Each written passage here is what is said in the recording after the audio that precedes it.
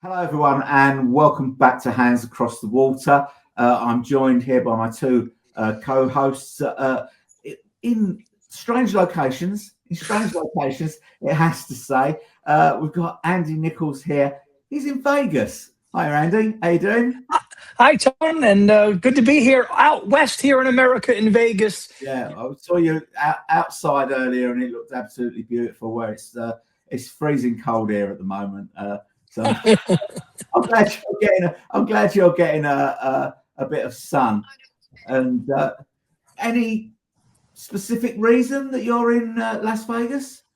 Wow, there's a certain guy getting ready to play tomorrow night at Allegiant Stadium. I don't know. His name is Paul McCartney, and there's a few. Yeah, who, and what song is he singing, and why? And that's why we're here today. But I got our other co-host there, also on remote location, Kyle Hand.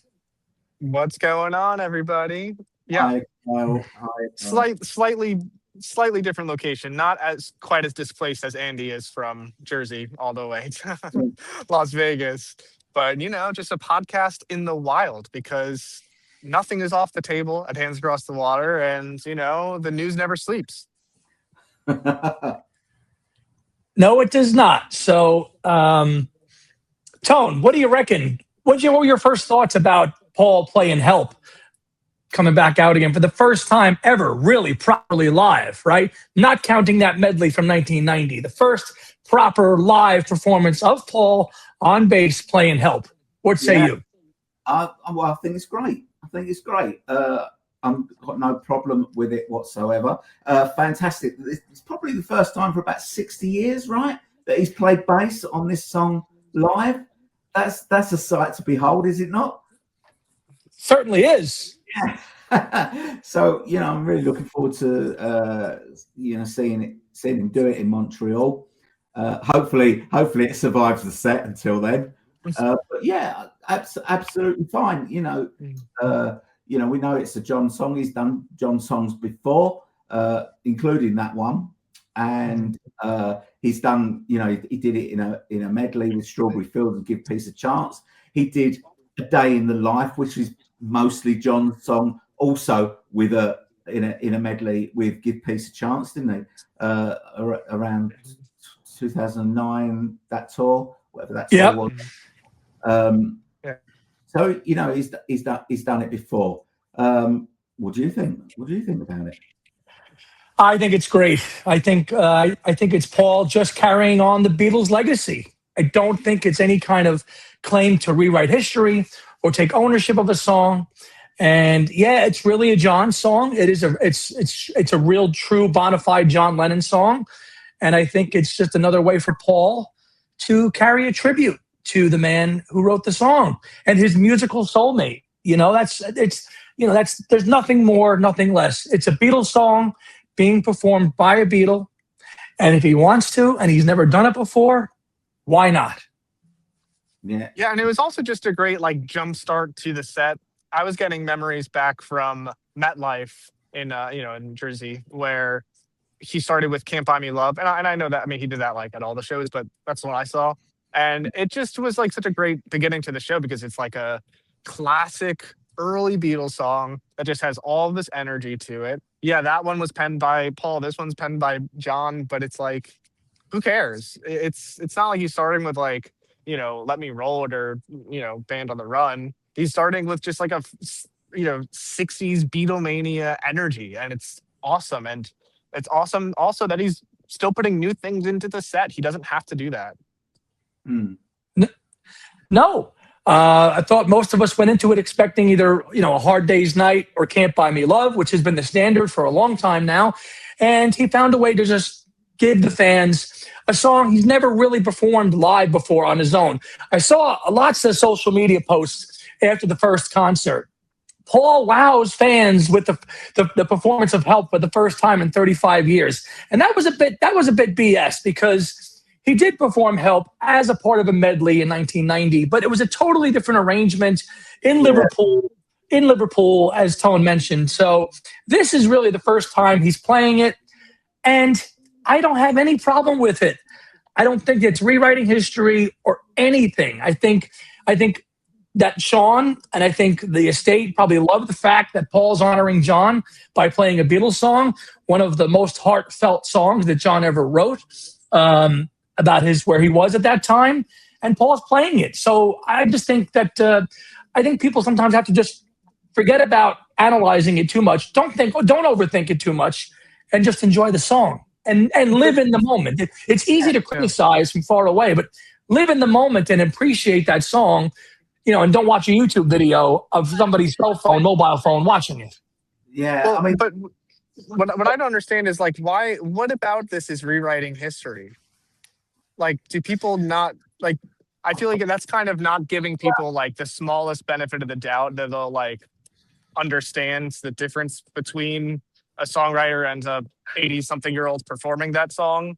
Like, it's not rewriting. Like everybody always says that about like, oh, with AI, like you're gonna think that the Beatles wrote "God Only Knows" because you saw this AI video. It's like, give some people some credit. Like they'll know what's right if they care about it. Yeah, I think so. And there's a lot. You got to remember that not everybody that's going to these shows are geeks like us that will have looked up the set list before we go to a gig. And so for a lot of people, they're going to be really surprised that he's opening up with help. For the very reason because he's never done it before, and it's more well known as a John song. I don't know whether he's doing this as a tribute, because it's very difficult when it's the opening song of the set. When Paul comes on stage, anyone that's seen Paul live knows that Paul doesn't talk to the audience before the first song. He just comes out, he does this, doesn't he? He looks at yes, and then he does the counting, and then they're into the song, whatever that first song is. So he doesn't, he doesn't introduce it as a tribute to John or anything like that. He just gets on with it. Unlike when you can look at other examples of Beatles doing other Beatles songs, like John doing "I Saw Her Standing There" with Elton John, where he introduces it as this is a song by an old estranged fiance of mine. That's 1970. That's 1974, and I think that at that time he was demonstrating to the world there that he and Paul had settled their differences.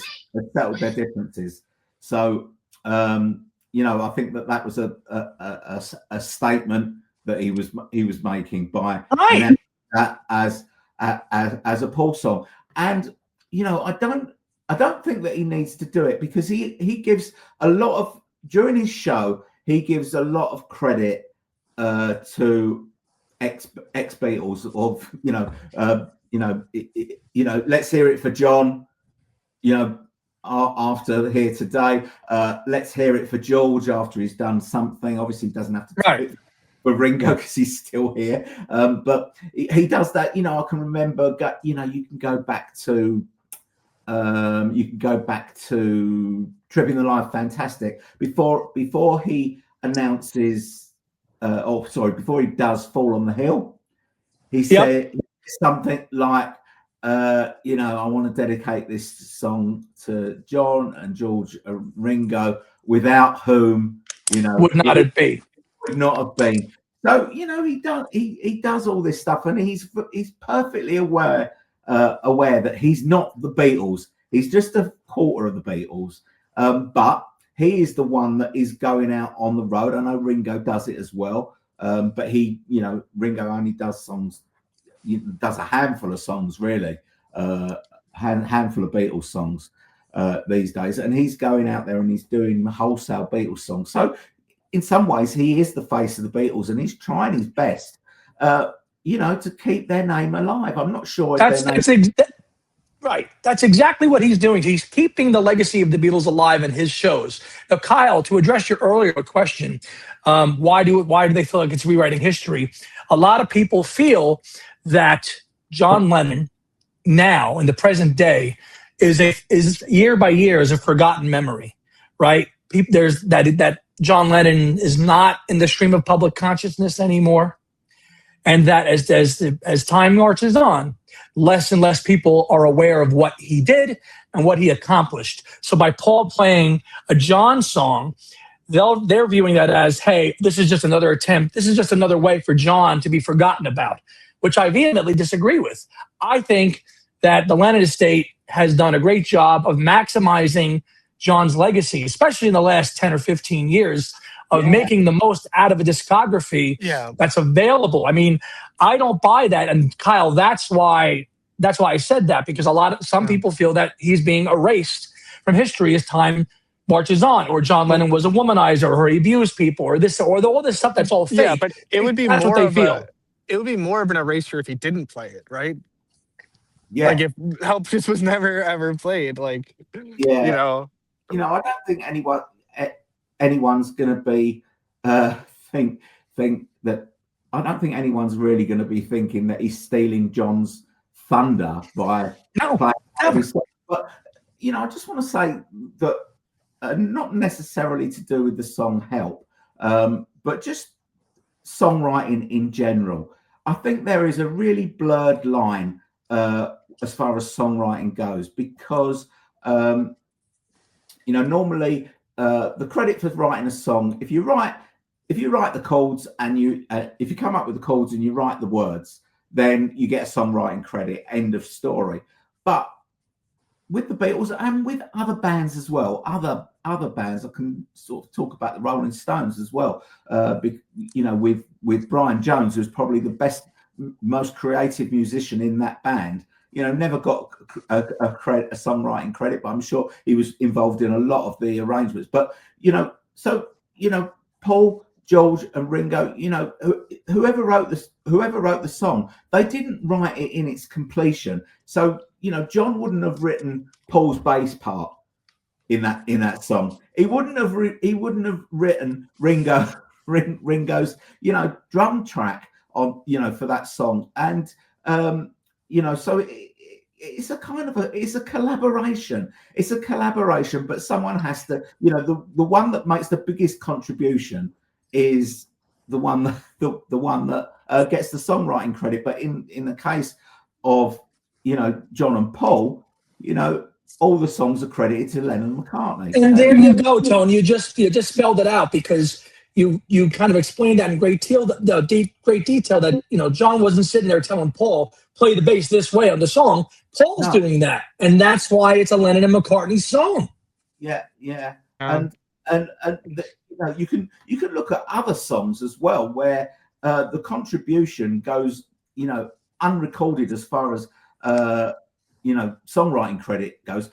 Take Rain, for example, right? Ringo's drumming on Rain is just astonishing. It's just fantastic. Maybe the best drumming that he's done on any Beatles song. And who wouldn't love to go to a Ringo show where he plays drums on the song Rain? Now he couldn't sing it as well because the drum part is too complicated, but one of the other all-star band could sing it. But wouldn't you love to see Ringo bashing the hell out of that kit? And that is a real integral part of that song. Ringo doesn't get any songwriting credit. So there are things in the construction of a song that go uncredited, I think that's it. I think that's important when you're saying, "Oh, this is a John song," or "This is a Paul song," or whatever. Yeah, maybe it was a Beatles song. At the end of the day, it was a Beatles song. There you go. There you go, Mr. Brooklyn man. The whole is bigger than the sum of the four parts. Yeah. You know what I think? I'm also kind of just tired of when anybody, I think it's just general part of the Beatles community where it's like, we get one good thing and then people just got to try and ruin it. Like, I'll call it out when something is like utter crap, right? Like the Wings compilation. Yes, I bought it, but I am totally against it, Right. It's like a total, and like, I'm excited to listen to it, but it was a total waste of just like songs we already have in this new compilation. They could have gone so much further with it. Anthology, we complained and complained. I don't even want to say complained. We justly criticize them of being like, this is insulting. You literally owe us more than this. And they listened, right? But like this is not that. Like Paul adding a new song to his set that is like, maybe he didn't say this exactly, but like an homage to John. Like, let's not start an internet controversy such that Paul feels shame and then like goes back to Can't Buy Me Love. Like, what do we really gain from that? Nothing. So let's just take it. Like, this is awesome. I mean, gosh, honestly, I almost want to just like push buttons further and just like, let's make a tier list of more John songs that Paul should play. Let's make let's make a petition for that. Like, what I was thinking is he's kind of run out of new Paul songs, hasn't he? There's not that many that he hasn't done live now. Songs that he actually wrote. I know there's covers that he hasn't done that the Beatles recorded, but he sang. But she said that would be cool if he played that. Like, come together, he could play his bass line on that. And listen, benefit of Mr. Kite is still on the set, and that's another reason that there's a John song that Paul's singing too. I mean, and that's still on the set too, and that's another example that people like to use. Okay, Paul's just doing another John song. Well, again, Kyle, like you just said, it's a Beatles song. For the same reasons that Tony just said about the bass parts and the musicianship of writing a song and of playing a song, not really writing one. Yeah. He feels that is part of his history. Why not? And I'm sorry, can I jump in with another thing? I feel like what Tony also said about us being like geeks and stuff. First of all, speak for yourself. But second of all, like I feel like it's really mainly us that really give a shit about like the differences between the songwriters and like them in continuation of that, their solo careers. I think if 30,000 people are seeing Paul, I think 20,000 are there to see a Beatle, at least, right? At least, yeah. It's a Beatle playing a Beatles song. Like, it doesn't matter that they've been broken up for 55 years. Like, it doesn't come off as weird to most. I mean, I can't speak for 30,000 people, but I just, even when we go to the fest, it's like, I'm sure fest attendees know the difference between John and Paul songs, but it's like, they don't think so deeply about like the solo careers. They just love the Beatles, and it's a cool thing that Paul is continuing its legacy in this way. But just go back to the earlier point of John being erased from history. I'm not sure how, how that can't decline, because he's not here. He's not here. Mm-hmm. He's not in the news. He's not going. He can't go out and play live and promote himself and all that sort of thing. So the only way that he can be kept in the in the consciousness of people is by stuff getting released. And going right back to the 80s, the Lennon estate have always been really good about that, about giving the fans releasing stuff, sometimes a lot of the time unreleased stuff, but also compilations which are there to pick up. I hate to use the word casual fan, because fan means fanatic, so you can't really be casual, right? Fanatic. I mean, I'm not a fanatic. You know what I mean by casual fan? People that don't buy everything, and they just want the hits and the best of stuff like that. And you release a compilation like that, every 10 years, or whatever it is, to keep that in, to keep his name alive. And that's all we can do, really. People still talk about him, but I don't know what else you can do. What else can you do? I mean, and this kind of is touching on a point that we want to maybe touch on in a future episode. I know that Kyle's interested in. We got 93 unreleased tracks on this latest box set, Power to the People. I mean, if you're a John Lennon fan, this archive campaign of this ultimate mixes is the gravy train for you. And I know Kyle's so stoked about those home demos, and we're going to talk about that on a future episode. But there's a nugget of material that you can dive into that you've never heard before if you're a John Lennon fan. And he is very much in the stream of consciousness if you're a follower. And that's it. Mm.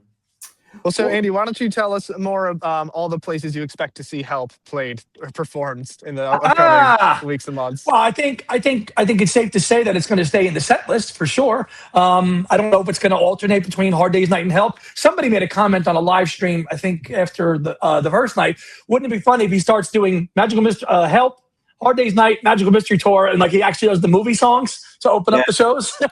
That's great. Which he's done. He's opened up shows with. I think he opened up a show once with Magical Mystery Tour a couple times. I think. Yeah, more than once. I think. Yeah. More than once. Yeah. So that's cool. I mean, I'm sure it's here and it's going to be part of the show for this Got Back tour.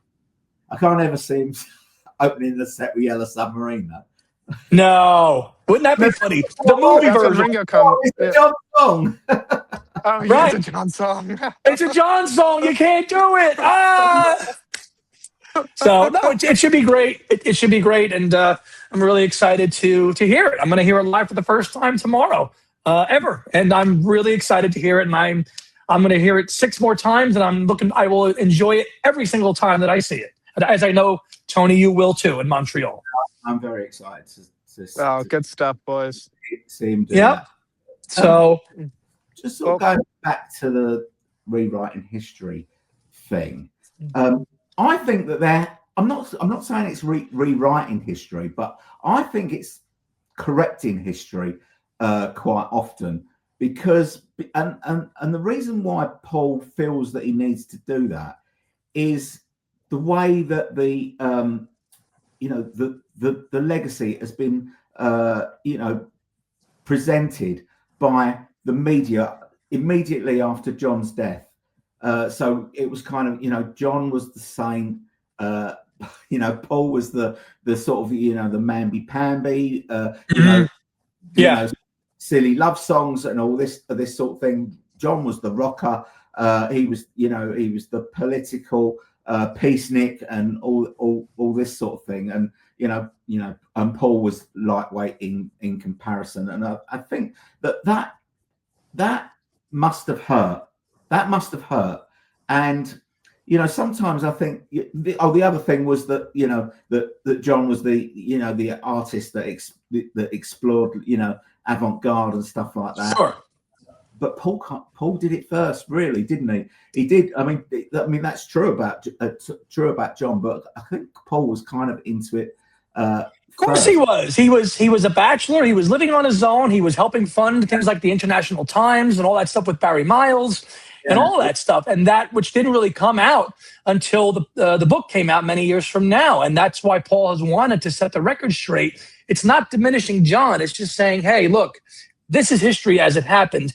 Forget the biographies and the Philip Normans and all this other crap. I'm telling you how it happened. I've got somebody with me who was Barry Miles backing it up. And what's wrong with setting the record straight?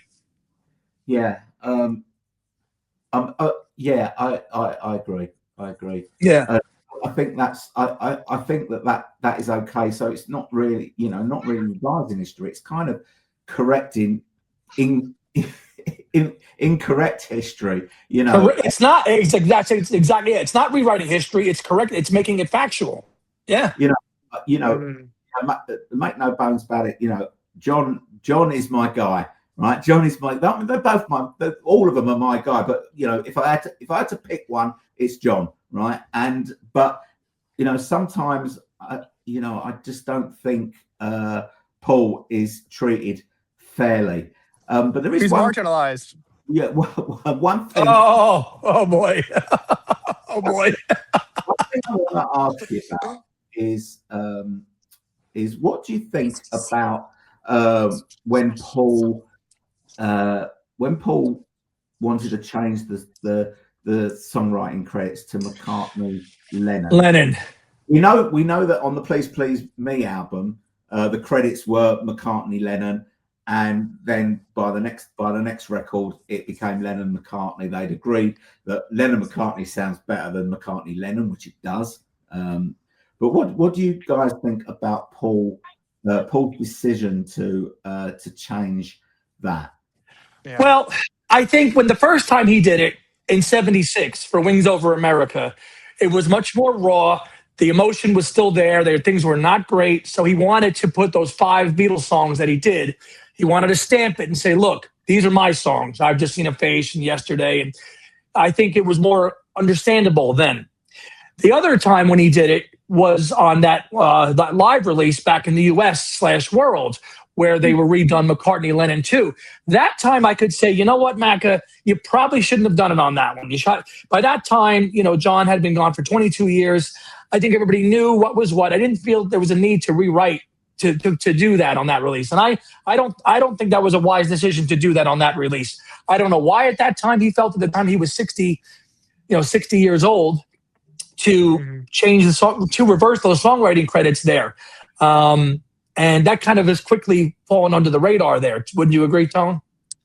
Yeah, I mean, I do agree in that case. But I'd always point at when he did it on Wings Over America, on those 5 Beatles songs that were there, he didn't change it to McCartney. He changed it to McCartney, Lennon. So it's 50-50 no matter how you cut it. Even for yesterday. But the thing is, 1976, John was still alive. Now, as far as I'm aware, John didn't give a shit. No. I don't remember there being any fuss about that. And I'm just thinking, well, if John didn't give a shit, why should we? Because right. it's John that's being hurt by that, and it just wasn't important enough for him. I do recall around the time of that release of Back in the US/World that he did get a lot of crap about that from the Lennon camp. Yeah, from Yoko. Yeah, I do. I think that was, I don't know, maybe it was because Wings Over America was just 5 songs, where Back in the World US was half three quarters Beatles, and I understand and I agree that was not the time to reverse songwriting credits at that point in your life. That moment had gone. I do agree. Yeah, that little bit of history revisionism probably wasn't necessary. Yeah, it's just weird because I feel like Lennon-McCartney is a brand. That's kind of like, because they're known for their shared songwriting credit. It's almost like kind of like how there's like the credits in TV that's like the Laverne and Shirley, how it's like when there's like 2 co-leads, you have to put them like appear on the same screen, like Laverne and Shirley. And that's the model that Lennon and McCartney built. And it's like even at work when I do like rights for some songs, like these music business, well, people say, like, if people share credit, they'll say like Lennon-McCartney. Like, it's just known, equal billing. Yeah, that implies equalness. But I feel like, again, just by the way it sounds, Lennon-McCartney just sounds better. That's why it's like its own brand. So it is kind of weird to change that, and you can question motives there. But I think it's all pointless. I think it is. And to tie a nice bow on this conversation, I'd like to just say that, let's not overanalyze. Let's just enjoy the music and rock on. Because when I tried to overanalyze, Paul's interior mental state on our interview with Denny, he was just like, "No, you're wrong." Oh, Remember, I man. was like, "Do you think that Paul was trying to figure out his whole life of without the Beatles? Where is he going next?" And he's like, "No, he just wrote kick-ass sones, man." He knew exactly what he was doing. And if you guys would permit me, we'll disclose this now. We were very fortunate enough to find out that Denny Seiwell forwarded our interview on to Paul McCartney, and Paul watched it and said, "Those guys did a great job, thumbs up." And I got an email reply from Denny Seiwell with Paul's comments. So Denny, thank you from the bottom of our hearts for passing that on to the man who watched our episode with it. So we are just dead chuffed about that. Hey, Paul, if you're watching, hello, you all right?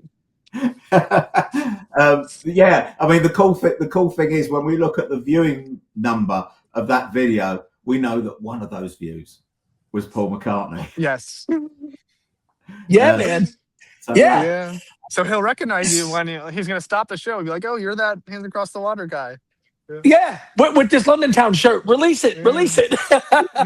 No, it's great. It's great. And for a little show that's 8 months old, I think that was a nice moment for us. And so thank you. Thank you, Denny, for that, really. Yeah. It was an absolutely beautiful moment. Yeah. Well, I'm happy we set the record straight, people. No more. This is the final word. I That's expect it, there to be zero comments on this video. There's never a final word on social media. So Just say that they all right. want. Yeah. So for Andy Nichols in Las Vegas, I'm going to sign off. And my Kyle Hand on the Run on remote location as well in Brooklyn. Yes. Thanks for being here today. Beatley Tone, staying up there in the UK. Thanks for being available for an impromptu episode of Hands Across the Water. Stay tuned. We're going to have some more stuff down the pike.